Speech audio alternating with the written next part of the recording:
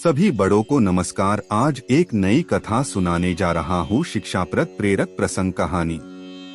एक बहुत बड़ा व्यापारी था। उसका व्यापार बहुत फैला हुआ था और बहुत अच्छे से चलता था, लेकिन फिर भी उसे चिंता रहती थी कि उसके बाद उसके व्यापार का क्या होगा। उसका बच्चा उस व्यापार को अच्छे से संभाल पाएगा या नहीं। हालांकि उसके बेटे ने उससे कई बार कहा था कि मुझे भी व्यापार करने दीजिए, मुझे व्यापार करना आ गया है, मैं सीख चुका हूँ। लेकिन व्यापारी पता नहीं क्यों उसे कभी मौका देता ही नहीं था। कुछ दिन बीते और एक दिन व्यापारी की तबीयत अचानक खराब हो गई। उसे दिल का दौरा पड़ा। उसे आईसीयू में भर्ती करवाया गया। व्यापारी का बेटा उसके दोस्त के साथ अपने पिता को मिलने आया। थोड़ी देर अपने पिता के पास बैठने के बाद बेटा और उसका दोस्त आईसीयू से बाहर आए। बाहर एक आइसक्रीम की दुकान देखकर व्यापारी का बेटा बोला, चलो आइसक्रीम खाते हैं।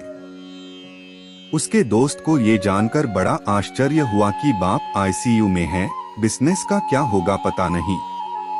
और उसका दोस्त ऐसी सिचुएशन में भी इतना बेफिक्र कैसे रह सकता है।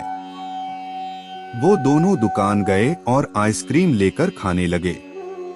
दोस्त से रहा नहीं गया तो उसने अपने दोस्त से उसके मन में क्या चल रहा था सब कुछ बताया।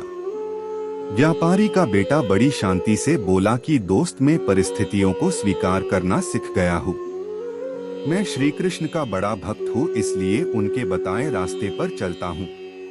पहला रास्ता कि कर्म करो और फल के बारे में मत सोचो। दूसरा, मैं तुम्हें एक कहानी बताता हूँ जिसे सुनने के बाद तुम्हें सब समझ में आ जाएगा। रुक्मणी जी जो कि श्री कृष्ण की पत्नी थी, उन्होंने जब अपने पहले बेटे को जन्म दिया जिसका नाम प्रद्युम्न था, जन्म के कुछ ही दिनों बाद उसका अपहरण हो गया।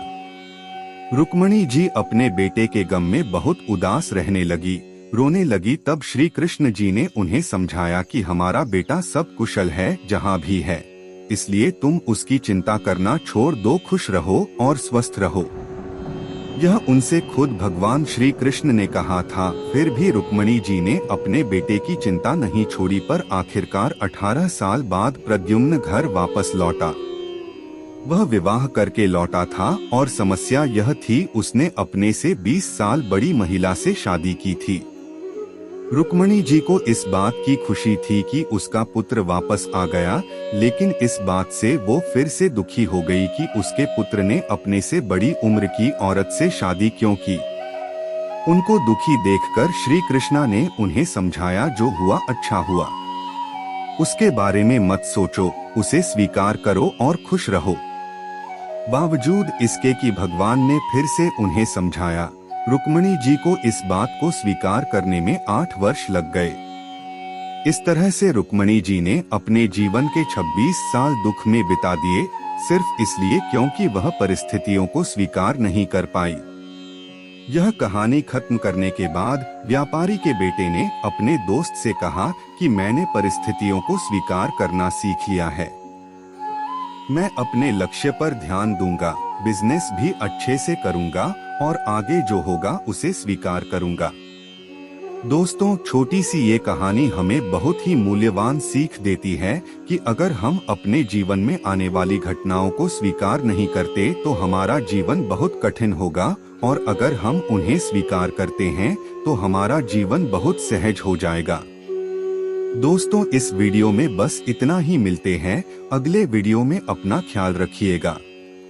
उम्मीद है कि आपको यह कहानी पसंद आई होगी। आपका कोई भी सुझाव है तो मुझे कमेंट में कह सकते हैं। कृपा करके आप मेरे चैनल को सब्सक्राइब करें और मेरी वीडियो को लाइक करें, ताकि मुझे धार्मिक वीडियो बनाने का हौसला मिलता रहे और आप सबका प्यार भी मिलता रहे। कृपा मेरे चैनल को सब्सक्राइब करें। अब मैं मिलता हूँ आपको अगली वीडियो में।